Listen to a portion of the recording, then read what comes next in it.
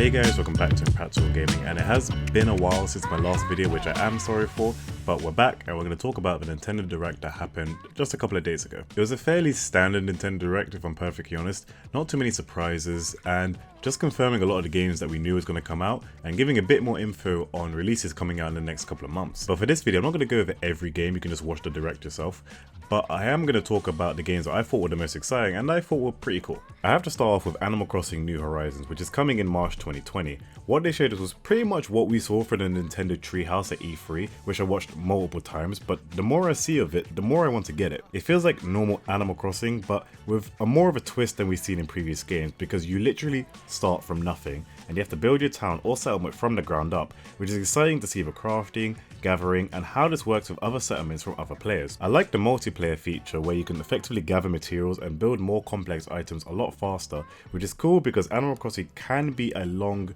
grueling slog, and enjoyable one, mind you. Probably my favourite mechanic is the pole vaulting across the river. It doesn't do much except get you from A to B, but there's something oddly satisfying about it. I can't wait for when that drops. 6 months is a long time, and it does feel like they're keeping a lot of their cards close to their chest, but it does feel like the wait will be worth it. Another big segment of the Direct was Sword and Shield, where they announced 4 new additions to the game. Character customization, which has never been done to this extent in a Pokemon game.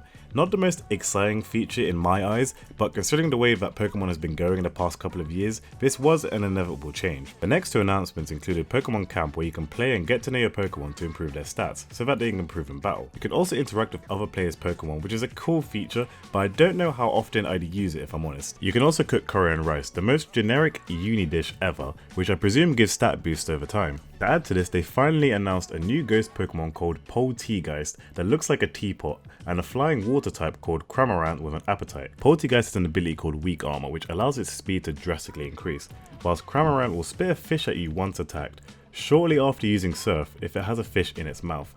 I wish I was making this stuff up. A lot of the Pokemon they announced for Sword and Shield have some sort of food theme involved, which I'm not against, if anything I encourage it.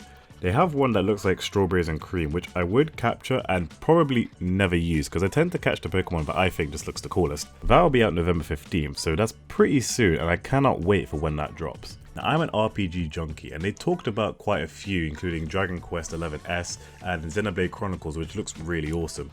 But the one I'm really looking forward to is Trials of Mana. I saw this at Nintendo Treehouse Live, and along with Fire Emblem Three Houses, it was one of the games that I was most looking forward to. They didn't show us much more than what was at E3, however we do have voice acting this time, which is a plus. I never played or even seen Trials of Mana before this year, but it does give me Tales of Vesperia vibes, which is an RPG I loved back in my secondary school days, so if it's anything like that, then I'll be happy. The characters look cool, the stories look interesting, and the ability to have 6 different protagonists is something I want to see pan out, because I'm not sure how the story will play out depending on who's on your roster. Another big announcement was the Smash Bros. Banjo-Kazooie finally dropping, and another new character, Terry from Fatal Fury. I must say, Nintendo's character reveals are something to behold in itself, and this is the 4th of the 5 character fighter set, so we have one more waiting in the wings. I have no clue who it will be. Terry was the last person that will come to mind, but as usual, Nintendo are full of surprises. Now if they just surprise us with Waluigi as a character, then we'd be Gucci. Now they didn't let us go without announcing that a bunch of SNES games will be coming to the Nintendo Switch in the form of the Super Nintendo Entertainment System Nintendo Switch Online.